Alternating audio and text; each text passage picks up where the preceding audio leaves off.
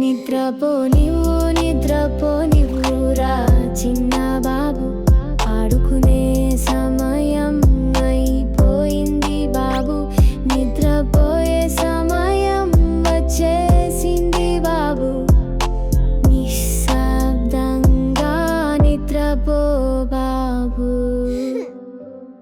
నిద్రపో నివ్వురా చిన్న